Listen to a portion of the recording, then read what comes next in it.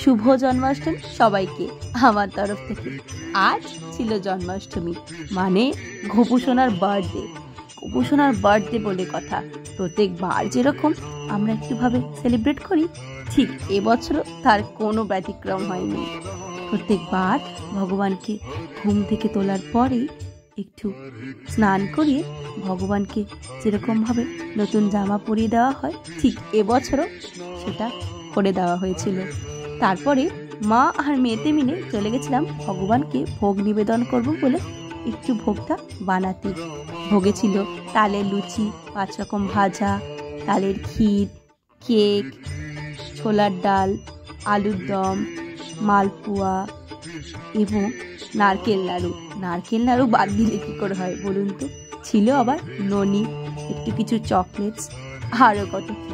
ভগবানের যেগুলো most favourite. Radhe Radhe.